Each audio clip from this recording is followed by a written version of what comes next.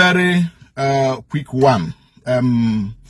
Actually, I'm Maka Tiger Base again, and of course, we are the people that are on ground in Imo State, and it's not a matter of when Imo State, I collaborate to get what people are saying, you know, the trending news about Tiger Base.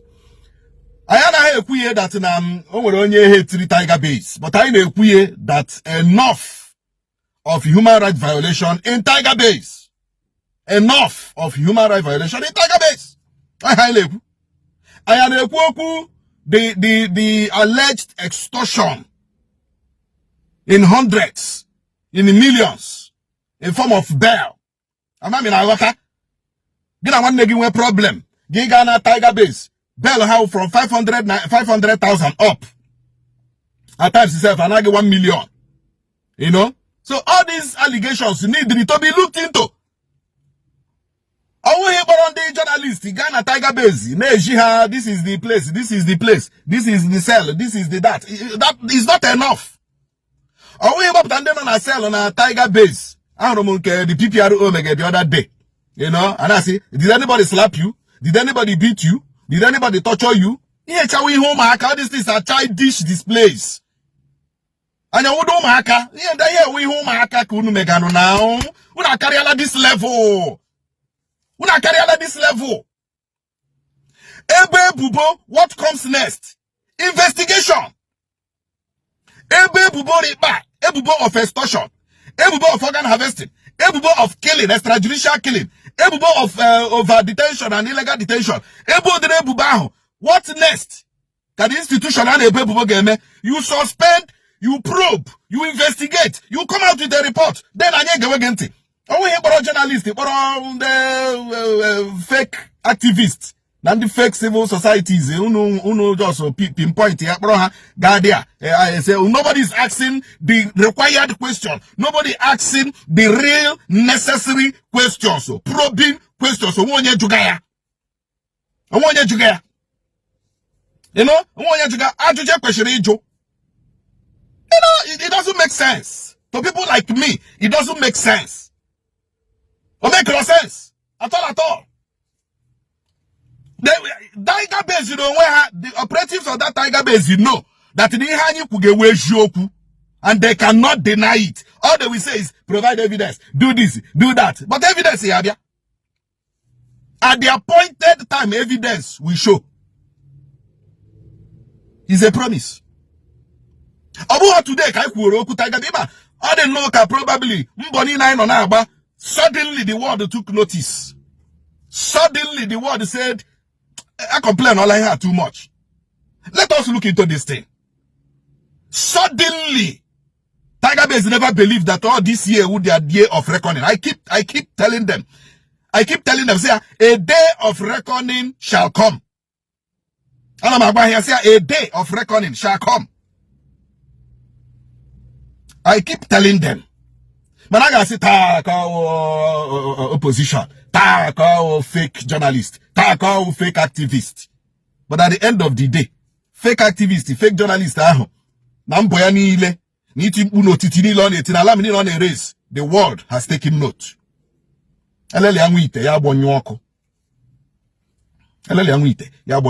So I expected the police institution to say, okay, the complaint is too much. People have been complaining. Even international communities, even Amnesty International, even the Protect the Weak International, the complaints are too much. Okay, now let us investigate these complaints. Let us investigate these things. This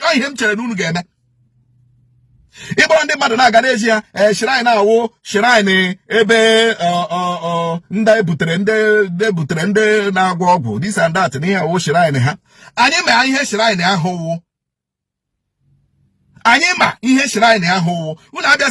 We see, there are things we're supposed to say, but not now.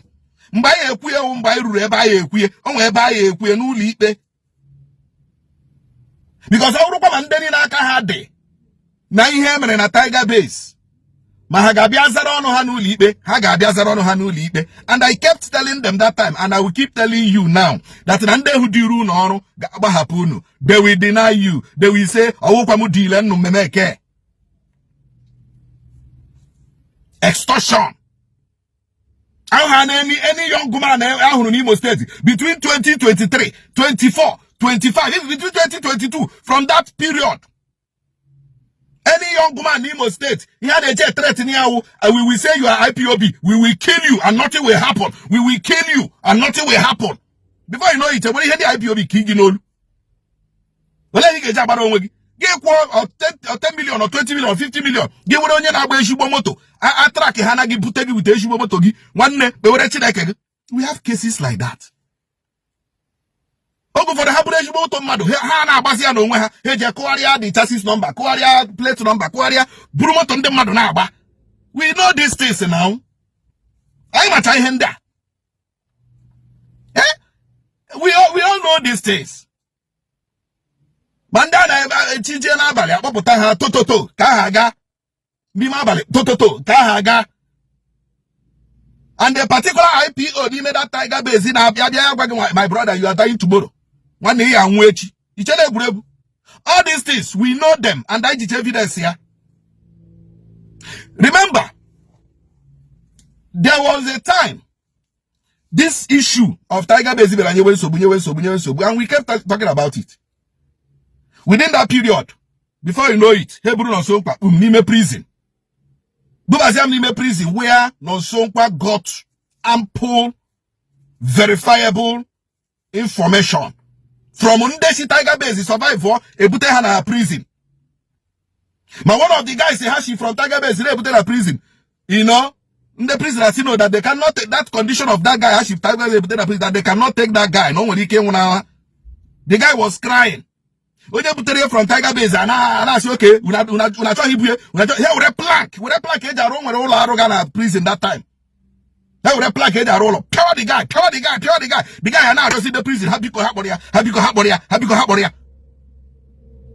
Name prison over here.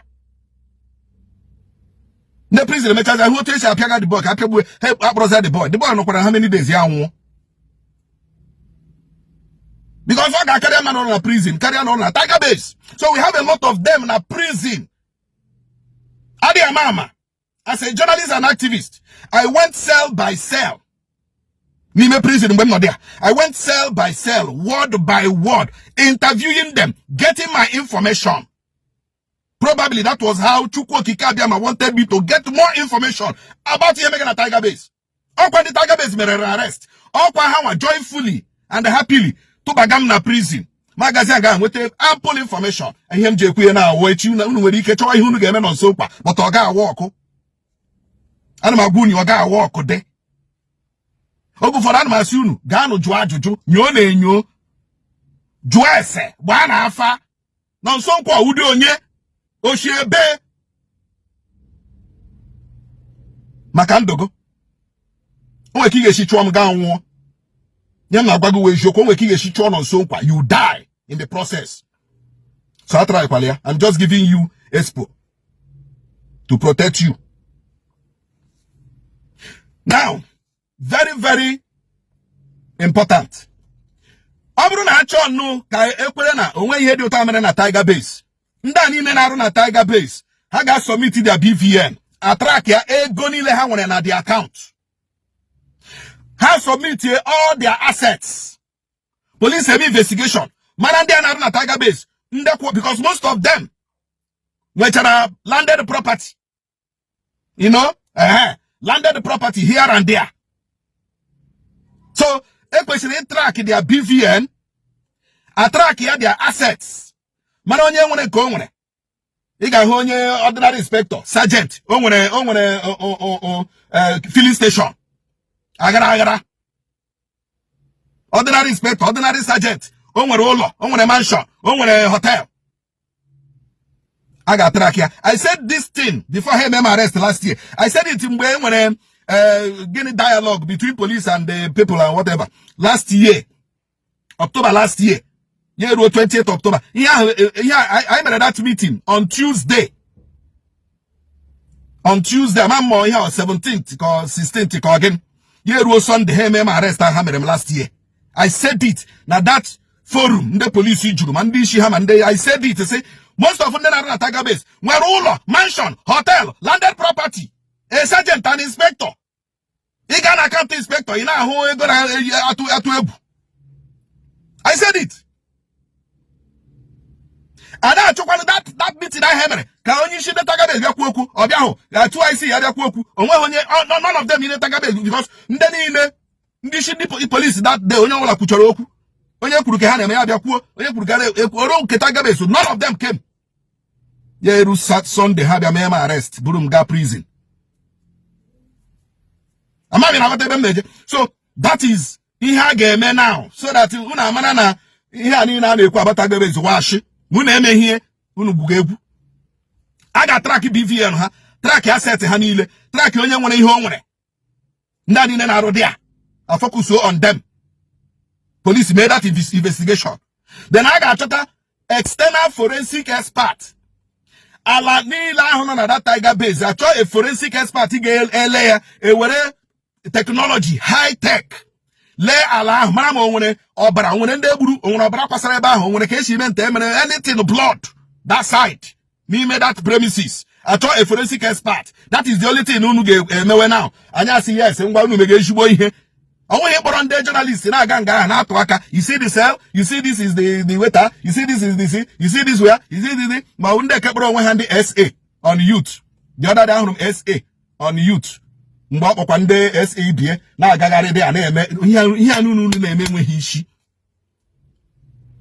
keep exposing your ignorance. You keep exposing yourselves. We are calling for full-blown investigation on Tiger Base. That is what we are saying. Full-blown investigation on Tiger Base and all the operatives. Remember, the police in Tiger Base. And I want to tell you that we have handful of good, excellent, professional police officers. Nimo State Police Command. We have handful of them. Well. And when the police here, the Tiger Base in a we Juju very well. And when the police here, the Tiger Base in we senior police officers. But get the so what are we saying? Tiger Base. But as far as they are public servants, they are to be subjected to public scrutiny. They must be subjected to public scrutiny. My tax, tax as a citizen, salary. So I have the right to ask questions. So by next week, the Amnesty International report will come out. Like I said, that report will shake Nigeria. Everyone's human right must be respected.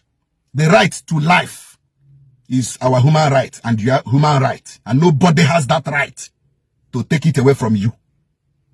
All we have in a Ubochenta, Kaichon no Werenchi. They won't.